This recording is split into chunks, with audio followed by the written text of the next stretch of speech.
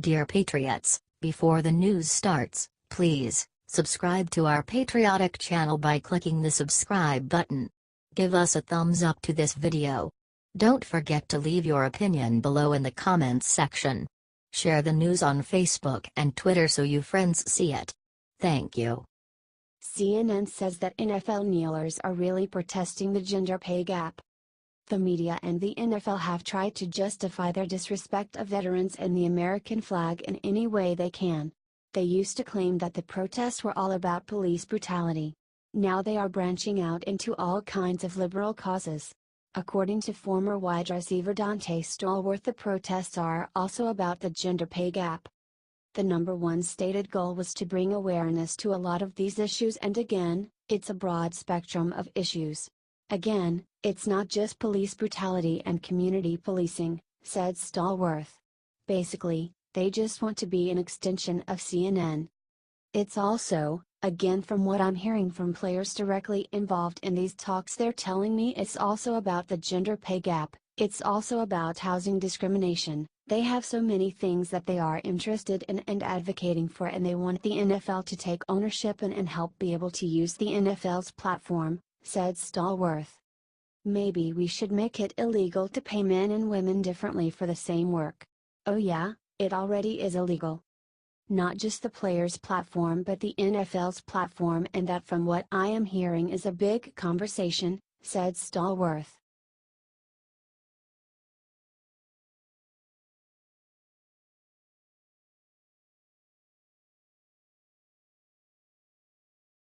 Apple vice president forced to apologize for saying white people can be diverse. During a speech at One Young World Summit, Denise Young-Smith, Apple's VP of Inclusion and Diversity, tried to suggest that there is diversity besides skin color diversity. People have diversity of thought and experience, and that is also important. However, when Smith expressed this point, she nearly lost her job. And I've often told people a story: there can be 12 white, blue-eyed blonde men in a room, and they are going to be diverse too, because they're going to bring a different life experience and life perspective to the conversation, said Smith. This is the line that made people angry. She was forced to apologize for suggesting such a thing. Last week, while attending a summit in Bogota, I made some comments as part of a conversation on the many factors that contribute to diversity and inclusion. I regret the choice of words I used to make this point. I understand why some people took offense. My comments were not representative of how I think about diversity or how Apple sees it. For that, I'm sorry, she wrote in an email to Apple employees. More importantly, I want to assure you Apple's view and our dedication to diversity has not changed. Understanding that diversity includes women, people of color, LGBTQ people, and all underrepresented minorities is at the heart of our work to create an environment that is inclusive of everyone, she wrote. Our commitment at Apple to increasing racial and gender diversity is as strong as it's ever been. I'm proud of the progress we've made, but there is much work to be done. I'm continually reminded of the importance of talking about these issues and learning from each other, she wrote.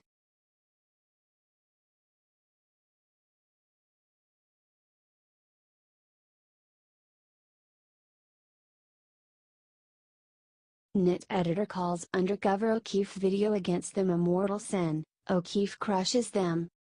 James O'Keefe from Project Veritas exposed the New York Times as being biased. They recorded a NIT editor laughing at the idea of objectivity and bragging about the paper's anti-Trump bias. Another New York Times editor, Jeremy Barr, attacked O'Keefe, saying that exposing the Times was a mortal sin. And that he knows this because he was an altar boy. It was an undercover operation in which James O'Keefe, who I think is a despicable who runs a despicable operation, he essentially tries to catch people from what he sees as the left-wing media saying inappropriate things. He caught a kid. A guy in his 20s, they portray him as a very powerful figure in the New York Times, wrote Barr. He went on to downplay the things that Nick Dudek said and claimed that reporting on what he said was far worse. But the greater sin wasn't his, it was theirs. They sent a young woman in as part of their undercover operation who essentially made him think that he was developing a friendship, said Barr. To ding the NIT, They went after a kid who just started his career in journalism. To ding the net, they went after a kid, and they probably affected his career forever. That's despicable. So yes, he committed a sin and I'll deal with that. I was raised Catholic, that's a venial sin. I was an altar boy. Their sin was a mortal sin, wrote Barr. James O'Keefe responded in one tweet. So why is undercover video journalism a mortal sin when managed by @James O'Keefe but not when it's Soros funded? Wrote O'Keefe with a link to an undercover sting on the alt-right by the New York Times.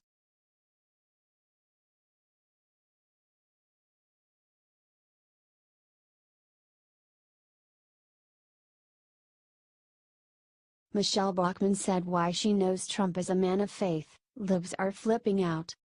Liberals seem stunned as to why Donald Trump, a man who has enjoyed a party lifestyle in the past, would still have such deep support from America's Christians. Somehow, they forget the fact that President Donald Trump has done more to promote Christian values in official government policy than any other president in our country's history. Former Minnesota Congresswoman and presidential candidate Michele Bachmann recently reaffirmed her support for Trump, who has given Christian faith leaders unparalleled access to him in the Oval Office. She also testified as to why she believes Donald is a man of faith.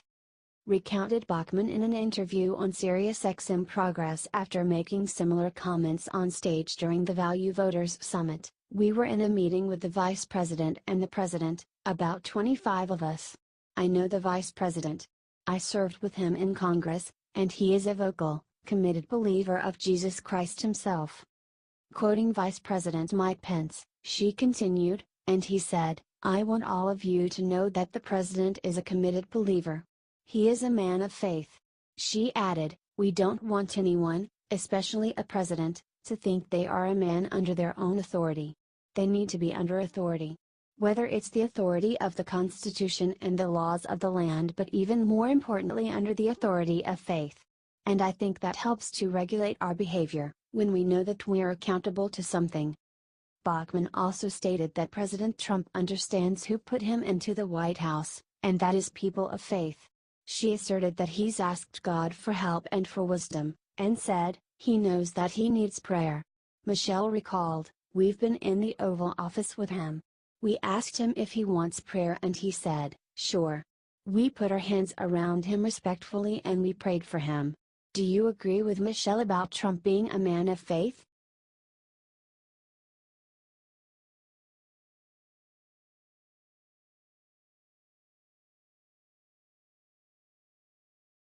Hillary just got booed and called a fascist as she was getting an honorary degree. It's brutal.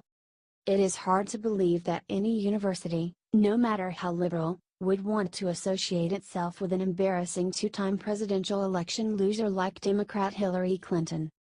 Nonetheless, Swansea University in Wales, Great Britain decided to give her an honorary doctorate.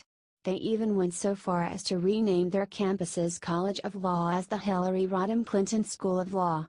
This is obviously a politically oriented move, as the British university is clearly honoring Hillary Clinton to thumb their nose at Republican U.S. President Donald Trump.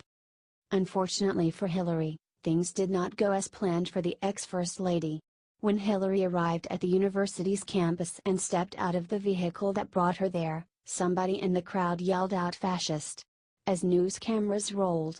Beyond this, several loud boos were directed at Clinton. Laughably, Clinton was given the honorary doctorate by Swansea University on the grounds that she has championed children's and families' rights, giving no notice to how she has also championed killing unborn children.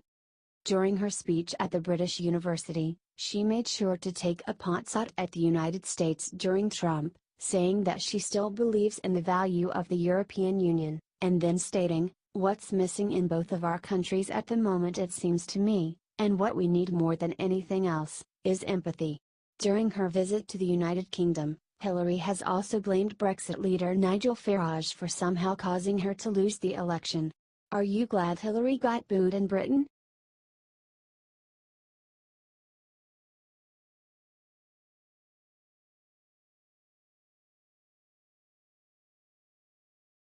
Las Vegas police just announced what they're going to do with killer Steve Paddock's brain. Words cannot adequately express what a senseless and evil act former IRS employee Steve Paddock committed when he began firing from his 32nd floor suite at the Mandalay Bay Casino in Las Vegas at a crowd of concertgoers nearby at the Route 91 Harvest Music Festival. Both the Las Vegas police and the FBI have been working diligently to gather clues as to what drove this reclusive man, who had no prior criminal record, to suddenly carry out mass murder, taking the lives of 58 people. They have reportedly followed more than 1,000 leads, but have yet to come up with a clear-cut motivation for Paddock's act. Now they have decided to take things to a scientific level by removing Steve's brain from his corpse and performing a close scientific examination of it. After finishing the autopsy of Paddock, Clark County, Nevada coroner John Freudenberg stated that he found nothing out of the ordinary with the killer's body and announced that now scientists at Stanford University will study it. Stated the New York Post about what the scientists there are aiming to find: microscopic tissue examination can reveal otherwise hidden conditions such as dementia and chronic traumatic encephalopathy or CTE. The report continued, Paddock's brain has so far shown no obvious sign of tumor, injury or abnormality during a more routine autopsy conducted last week by Vegas coroners, according to officials, who have yet to release toxicology results or an official cause and manner of death. What do you think they will discover with the murderer's brain?